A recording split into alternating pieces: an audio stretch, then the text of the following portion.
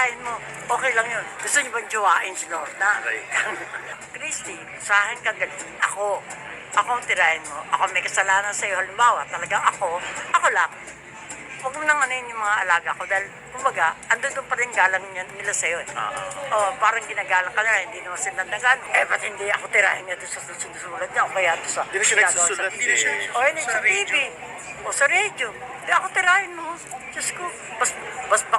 Palagay ko nga, mas magiging malakas pa yung rating mo pag ako tinira mo eh. Yeah.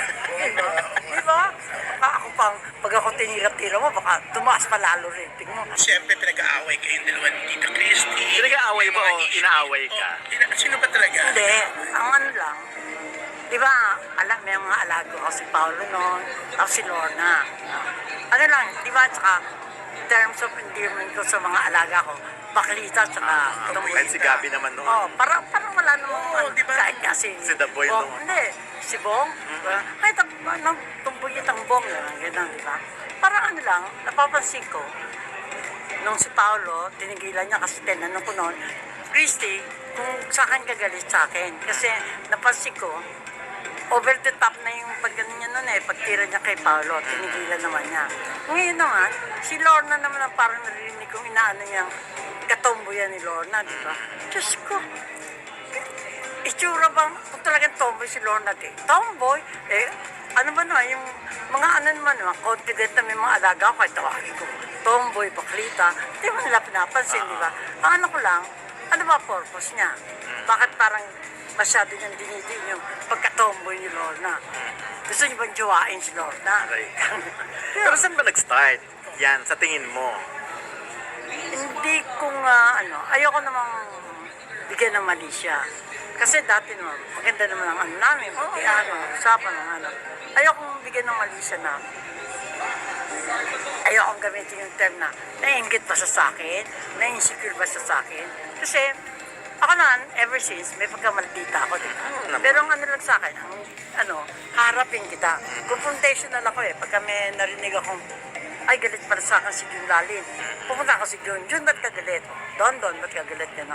Yung kay Chris, nagtataka ako. Nagbapatian kami, maganda naman ng ano namin, tapos biglang may mga ganun. Okay lang sa akin pag sinusundot yung mga artista ko eh.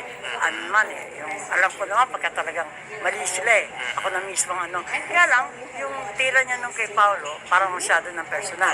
Tapos yung tira niya kay Lorna, so, ano masama kung tomboy si Lorna? Pero yan nga, Tita Lolit, ganun na ba yung hidwaan niyo ni Tita Christy na kasi syempre, alam mo naman number niya, alam niya yung number mo. Ayun nga. Bakit hindi na ba kayo nagtatawagan? Hindi na ba kayo pwede mag-usap? Pag-usapan niyo yung mga yan? Ang ibig sabihin nga, dapat bago niya tirahin ng alaga ko, Tawag. talagang yan. Tawagin lang niya. Lolit, tikitikin ka, Ako naman pag pinipitik niya naman ang alaga ko, pag talagang totoo yun, hindi naman ako nagagalit eh. Sasabihin ko lang, hoy, ano naman, medyo mo, tignan mo naman dyan. Tsaka, naayos naman, di ba? So ito, ano sa isip mo, kung titirahin niya, lalo na ngayon, masyado ng personal yung kay Lorna, almost everyday. Pwede naman niya akong tawagan. Di ba? Kaya inano ko, kung hindi yun inaigi ko na talaga. Pero aware ba si Lorna kung saan nanggaling? Siya mismo, si Lorna mismo. Meron ba siyang idea bakit ganun? Kasi si Lorna ang isa sa pinaka-nice na Ayan nga sabi ni Lorna, natatawa nga siya.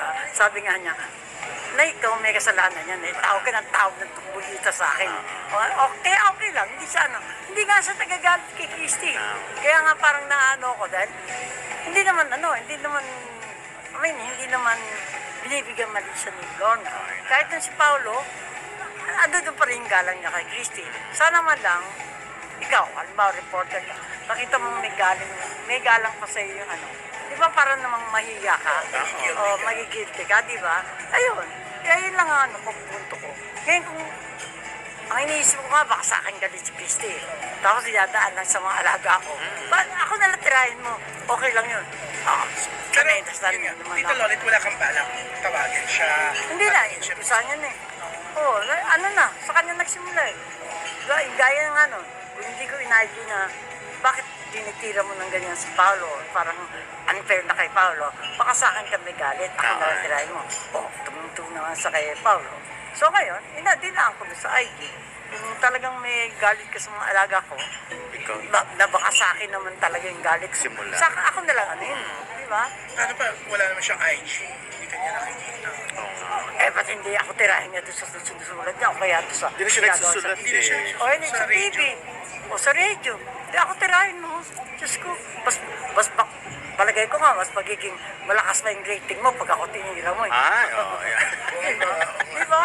Baka ako pang, pag ako tinira-tira mo, baka tumaas pa lalo rating mo kaysa kala Lord at kay So ano na lang pwede mong mensahe sa kanya? At least kasi hindi kayo nag-usap sa phone eh. Yun nga, Christy, sa akin ka galit. Ako ang tirahin mo. Ako may kasalanan sa'yo. Halimbawa, talagang ako lang.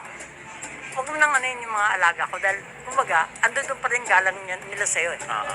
Parang ginagalang ka na, hindi naman sila nagano. Gaya nga ni Lorna.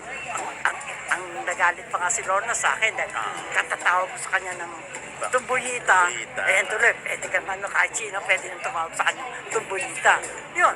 Kaya, kumbaga, ginagalang ka ng mga alaga ko. Ibalik mo naman yung galang sa kanila. Pag sa akin kagalit sa akin. Pero if ever na gusto ni Tita Christy to talk to you, mag-usap kayo. Oo, anytime. Oo.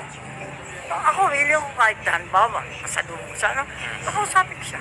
Ikaw na mag-approach. Oo, mag-approach ako.